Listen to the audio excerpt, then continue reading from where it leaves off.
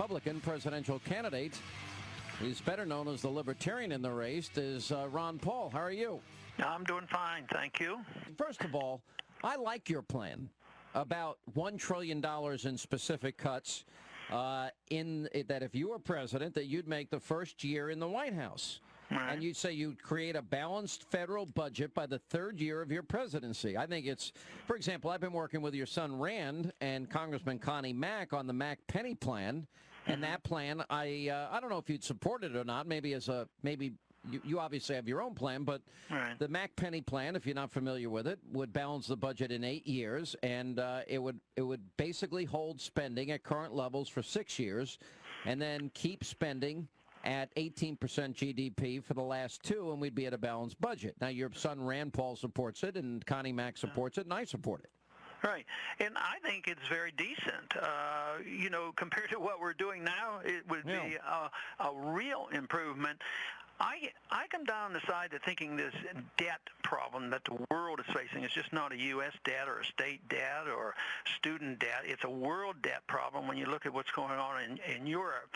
So I think I see it as being much more severe than most others because other than the penny plan, I don't think anybody's talking about any serious cuts at all. Certainly the other candidates in this race on the Republican side are not talking about cuts. So I wanted to emphasize the severity of this problem that we face by actually offering real cuts.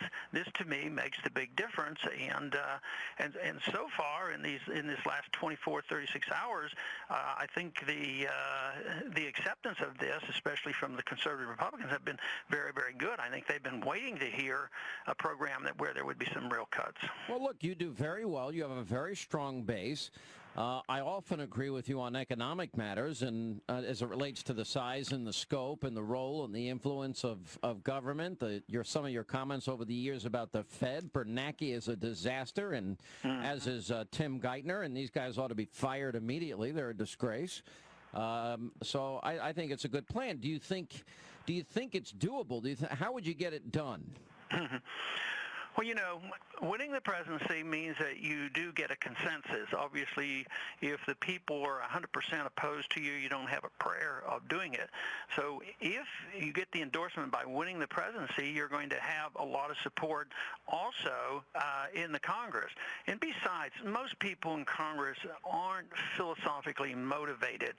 They're motivated by trying to figure out what the people want and how do they please the people. So I would say that the ability, if you look at it, exactly what's in Washington right now, it would be very difficult. I mean, especially with split government. So if you have a very successful election, you have a new administration, you win the Senate, and you get people who are more emboldened in the House, yes, you can implement this. But you have to have support from the people. Unfortunately, for 30, 40, 50 years, the people have supported the notion that deficits aren't all that bad, and that comes from across the political spectrum. Don't worry too much about the deficits. We can borrow and we can inflate and we can do these things. So they've accepted this for a long time. So I think the transition is what we're noticing right now, especially with the Tea Party movement and other things going on. The people are recognizing that we just can't continue to do this. So we're in flux. Our movement, which all the fiscal conservatives would be part of that. We've made great progress in these last 4 years.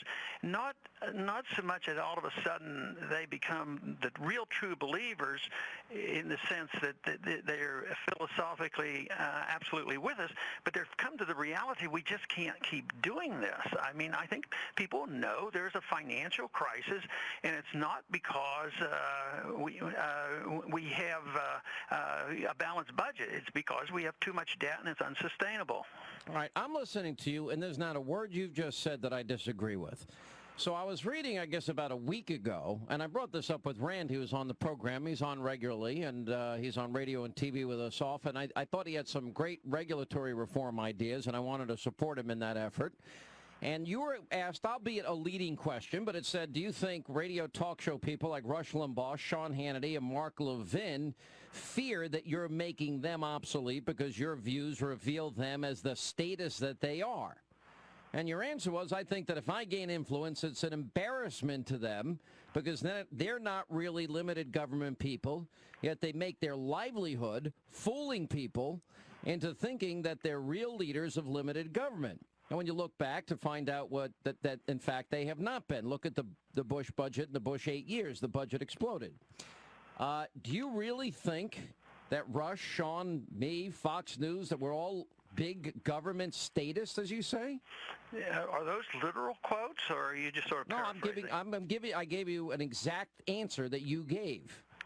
That we make our living fooling people into thinking we're real leaders of limited government. Because if you weren't listening to this program during the Bush years, or if you were listening, then you would know that I was very, very upset with Republicans not balancing the budget, spending well beyond their means, and as bad as that got, especially in the last year of the Bush administration, we have now quadrupled that stupidity under Obama. And I was a big critic of big spending. I did not support Medicare prescription drugs, for example, under the Bush years. I did not support Harriet Miers. There were issues involving immigration I was against with President Bush. So I'm just, why would you make that remark? Well, I would have to admit that maybe my views have been modified a little bit in these last couple of days because I've been very encouraged by some that I didn't think were as fiscally conservative as I am, have been supportive.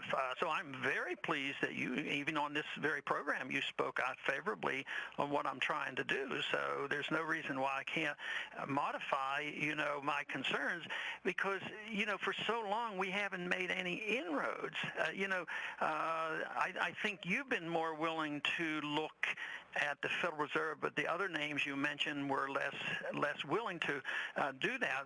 But I think this is changing because I think now that we've exposed the Federal Reserve and how they bail out so many, see, if you look at, Sean, that is huge because the Federal Reserve can spend more money than the whole of Congress. So this is where I think I'm making, some progress, and for that reason, maybe the various people you mentioned and I are coming closer together. And I would say that's very good. The only thing I want to tell you is, and this is important, I have always agreed with you on your comments about the economy. I've told you this. I've interviewed you many times. I've expressed my support for your desire for real limited government. And so this is not just something I have not changed. I have been consistent. I wrote a book called Conservative Victory. I didn't write Republican Victory. I'm not even a registered Republican. I'm a registered conservative in New York. So you and I have disagreements on foreign policy, and we could talk about those. But the fact that you said we're big government status, or that I am, is not reflected by my record, and even the times that I supported President Bush when they spent too much money, I was an outspoken critic. Well, there's pretty good evidence, and people have written about this, that if you look at the last 10 years, $4 trillion of our net increase had to do with overseas expenditures. So I would say that we have to address that. If we don't, if all this money has to be spent overseas, that would not, qualify as being conservative because it's way too much spending, and we don't have any money. So we can't. We're borrowing, $4 billion a day, to keep all this going. But it's all not food stamps. Yeah. There's a lot of other things going on too. Well, we had $4 trillion in new debt under President Bush, which, by the way, that was over an 8-year period of time. And under Obama, we accomplished that goal, if you want to call it such a thing, in 2.5 years. Now, this is where, for example, you were against the killing of bin Laden and this other al-Qaeda leader recently, and tell us why. Well, I wasn't against it. Matter of fact, voted to authorize it. I was unhappy with the procedure. I was unhappy with the fact that the authority that I voted for, we sent people into Afghanistan. We had them trapped at Tora Bora. Then we just sort of backed off and decided to fight a new war. So that didn't make any sense. And then we waited 10 years and did it in a different fashion. And and I don't know your position on this, but I think maybe you were favorable toward it. I wanted to solve all that mess with a letter of marque and reprisal, getting explicit approval from the Congress, limit the war, don't declare war on countries that did not attack us, but only were, loosely associated with it. These governments haven't attacked us. So the letter of marque and reprisal, if that principle had been used, probably bin Laden would have been done in about a year at the most, or maybe within a few weeks. I think they would have gotten him at Tora Bora, quite frankly. All right, but since we killed him when we did and where we did, and the other al-Qaeda leader, you have expressed thoughts like you thought it was illegal. Well, I said it did not follow, the proper procedures when you go into a foreign country. We have a policy with Pakistan that's schizophrenic. We both bomb them and aggravate the people. At the same time, we give billions of dollars to their government. So we undermine that whole situation. So the people now are against their government because their government are seen as being our puppets. So that makes that thing impossible. So and several of those very bad guys, we've gotten them out of Pakistan with the help of the government. So I don't know why we shouldn't have considered that rather than doing it the way we did it. I think it's going to lead to, it is leading to, I mean, this whole thing is breaking down in Pakistan, and we're driving Pakistan as well as the Iranians right into the Chinese camp, and that is not going to be good for us, nor for Israel. There's been horrific duplicity on the part of Pakistan and some other countries, and you're right. We give them aid. They're duplicitous. They're backstabbing. They play both sides of the fence. Saudi Arabia is another example of that, in my opinion, and they play all sides of the fence. They encourage terrorism on the one hand. They live under strict Sharia law and oppress women's rights, and yet we have to beg them for oil because we're too stupid to drill for the oil that we have in our own country. Yeah, and Sean, Saudi Arabia, I don't know whether you'd agree with this, but 15 of those guys on 9/11 came from Saudi Arabia, and there was none in Iraq. But this is why they get pretty upset with us, because of that, because we prop up these dictators, and Saudi Arabia, of course, has Sharia law. And what has happened to the Christians in Iraq and in Afghanistan? They have virtually been routed, first time in hundreds of years, if not thousands of years, for the very first time. So these kind of consequences we shouldn't ignore. Well, foreign policy is not a perfect science either, and alliances are imperfect. I mean, we aligned with the former Soviet Union to defeat the Nazis, and so there are times that you've got to do business with bad people in the process of getting worse people. I just don't think, it sounds to me that if you had your way, that you would not be as engaged in foreign policy, that we'd kind of isolate ourselves. And by the way, a lot of people support this. A lot of friends of mine support it. We'd shut ourselves off a little bit. And I think if we were to do that, remember, we were attacked, the first Trade Center bombing, 9/11, Khobar Towers, U.S. embassies, Kenya, Tanzania, the USS Cole, and the 9/11 Commission said we have a group of people at war with us. And we were never at war with them. It gets complicated when they start coming to your own homeland and they want to kill you. Yeah, but the 9/11 commissions, the DOD and the CIA, also recognize that a very important motivation was the huge military base that we had in Saudi Arabia, and that's why we removed it right after 9/11, as well as the constant bombing and the many people who died in Iraq during the 1990s. And that's been recognized by our own DOD department and the CIA. And 9/11 Commission said the same thing. So it wasn't like they just popped out of the thin air and started doing this.